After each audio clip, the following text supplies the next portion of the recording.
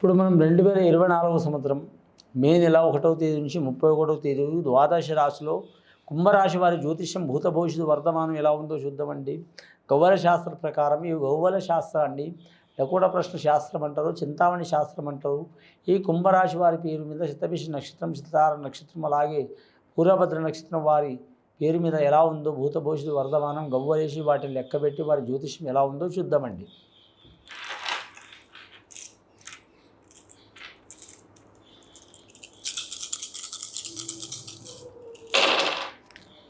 కుంభరాశి వారి పేరు మీద 4 గవ్వలు పడ్డాయండి. రాహు మార్గదర్శి చాలా మంచిది కుంభరాశి వారికి. ఎందుకంటే రాహు మార్గదర్శిలో కుంభరాశి యోగ బలం శతతార నక్షత్రం వారికి అద్భుతమైన ఫలితం కలిసి వస్తుందండి వారి జాతక బలంలా. కానీ పూర్వభద్ర నక్షత్రం వారికి రాహు మార్గదర్శి కూడా అనుకూలమే ఉంటుందండి. ఎందుకంటే కుంభరాశి వారి శని మార్గదర్శ రాహు మార్గదర్శి జాతకం కాబట్టి నక్షత్రాధిపతి శనేశ్వరులు కాబట్టి సునక్షత్ర అంటే రాష్ట్రాధిపతి కూడా శనీశ్వరుడు, నక్షత్రాధిపతి శనేశ్వరుడు, అలాగే శతతార నక్షత్రాన్ని వారికి కూడా శనేశ్వరుడు కాబట్టి కలిసి వచ్చే అవకాశాలు ఉంటాయండి. వీరి జాతకంలో చూడాలంటే చాలా వరకు పంచాంగ శాస్త్ర ప్రకారం ఎల్నాటి శని ప్రకారం ఉన్నా కూడా లాస్ట్ గడియలో ఉన్నదండి. వీరి జాతకంలో మాత్రం వీరు ఖచ్చితంగా నల్ల గోవుని దానం చేయటం చాలా మంచిది. సద్బ్రాహ్మణుని నల్ల గోవుని దానం చేయటం, అలాగే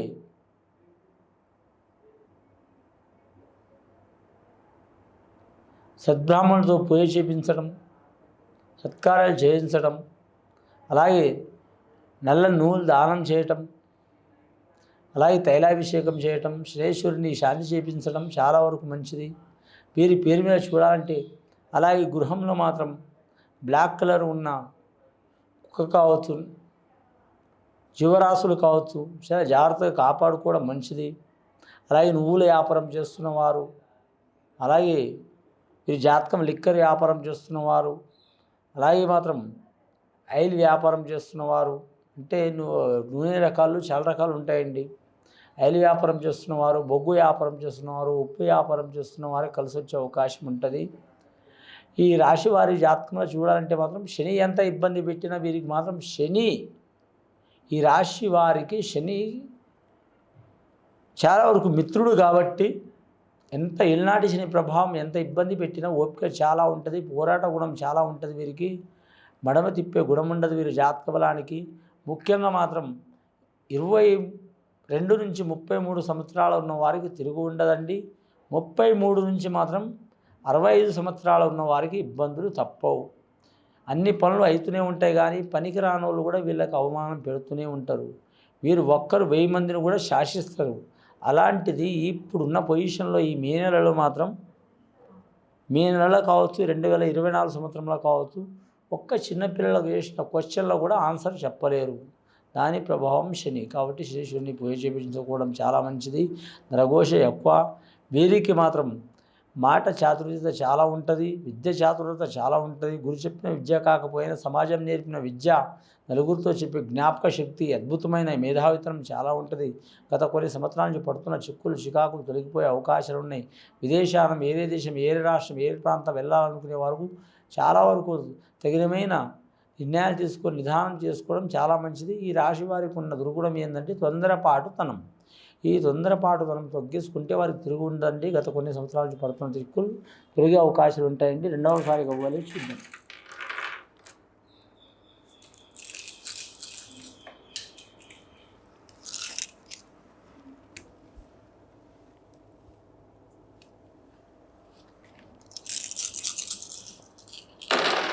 రెండవసారి గవ్వలిస్తే ఇంకా 4 గవ్వలు పడ్డాయండి. ఎటుపోయిన వీరికి మాత్రం 4 గవ్వలు వదిలిపెడతలేవు. 4వ సంఖ్య వదిలిపెడతలేదు. రాహు మార్గదర్శి సంఖ్య, అలాగే తూర్పు, పడమర, దక్షిణం, ఉత్తరం 8 దిక్కులు అంటారు. కానీ ఇందులో మెయిన్గా తూర్పు, దక్షిణం, ఉత్తరం, పడమర అని చాలామంది అంటారండి. వీరి జాతక బలానికి పడమర మూల కలిసి వచ్చే అవకాశం ఉంది. శనివారం చాలా మంచిది.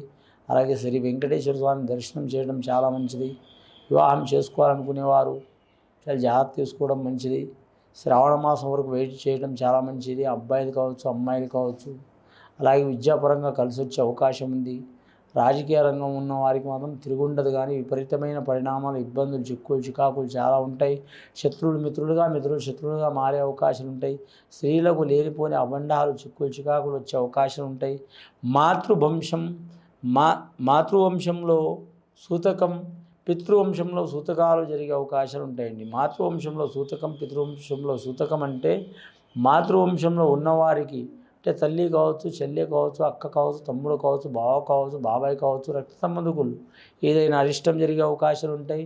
అలాగే అత్తమాల సైడ్ వారు కూడా మాత్రం అందరి తరపు ఉన్న వారు కూడా అరిష్టాలు వచ్చే అవకాశాలు ఉంటాయి. అలాంటి అరిష్టాలు పోవాలంటే వారు ఖచ్చితంగా మాత్రం మరి జాతక బలానికి మాత్రం అటు తండ్రి తరపు వారు కులదేవతను కానీ, ఇటు అత్తమాల తరపు తల్లిదండ్రుల తరపు మరి కులదేవతను కానీ, ఇటు అత్తమాల తరపు కులదేవతను కానీ ఆరాధన చేయటం, పూజ చేయటం.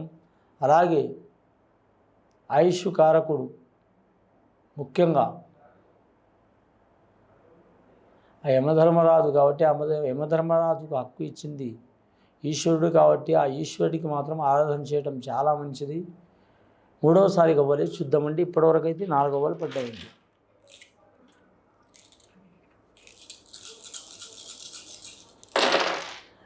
మూడు సార్లు వేసిన 4 గవ్వలే పడ్డాయండి. మొత్తం 12 గవ్వలు పడ్డాయండి. 3, 4, 12. వీరి జాతకానికి గురు మహారదశ నడుస్తుందండి. కానీ వీరి జాతకానికి కళాకారులకు కూడా కలిసి వచ్చే అవకాశం ఉంది, క్రీడాకారులకు కలిసి వచ్చే అవకాశం ఉంది. గవర్నమెంట్ ఆఫీసర్లకు లేనిపోని చిక్కులు, చికాకులు వస్తాయి.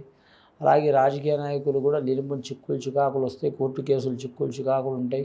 గొప్ప యుగంలో ఉన్నవారు, ముఖ్యమంత్రి స్థానంలో ఉన్నవారు, మాజీ ముఖ్యమంత్రి స్థానంలో ఉన్నవారు, ఎమ్మెల్యే స్థానంలో ఉన్నవారు, ప్రధాని స్థానంలో ఉన్నవారు కూడా ఇబ్బందులు వచ్చే అవకాశాలు ఉన్నాయి. ఉగాదిలలో చెప్పినట్టు ఈ సంవత్సరం దేశరిష్ట యోగం, కాలరిష్ట యోగం, అలాగే ప్రతి రాశి నక్షత్రం మీద, ప్రతి వ్యక్తి మీద అరిష్ట యోగం ఉంది. కాబట్టి ఎవరికి వారు సద్బ్రాహ్మణులతో పూజ చేపించుకోవడం చాలా మంచిది. చేపించుకుంటే చాలా వరకు శుభయోగం ఉంటుంది. ముఖ్యంగా మాత్రం ఇది విని చూసి ఆచరించేవారు గొప్ప ఫలితాలు కలుగుతాయి. దారిద్ర్య బాధలున్నా, సంతాన బాధలున్నా, కుటుంబ బాధలున్నా, అలాగే సంసార బాధలున్నా, ఎడతెగని బాధలున్నా, భూమి బాధ ఉన్నా, ఇల్లు బాధ ఉన్నా తొలగిపోయే అవకాశాలు ఉంటాయి. పర్సనల్ లైఫ్లో కూడా భార్యాభర్తలకు పడకపోవటం, సంసారంలో సుఖం లేకపోవటం, వారు అందుబాటులో ఉన్నా కూడా ఒకరి మనసు ఒకరు అర్థం చేసుకోకపోవటం, అలాగే శారీరకంగా మానసికంగా సుఖం లేకున్న వారు ఉన్నా కూడా వారికి మంచిగా అయ్యే అవకాశం ఉంది. అలాగే భార్యాభర్తలు దూరమైన వారు, విడాకులు కోరుతున్నవారు, వద్దని దూరమైన వారు కూడా దగ్గరయ్యే అవకాశం చాలా వరకు ఉంది. ఎల్నాటి శని ప్రభావం వీరికి చాలా వరకు చూపించే అవకాశం ఉంది. కాబట్టి శ్రీ వెంకటేశ్వర స్వామిని, శనేశ్వరుని, నవగ్రహాల్ని, నల్ల ఆవుని దానం చేయటం చాలా వరకు శుభకరం. ఇది విని చూసి ఆచరించే వారికి గొప్ప ఫలితాలు కలిసి వస్తాయండి. శుభం భూయాత్.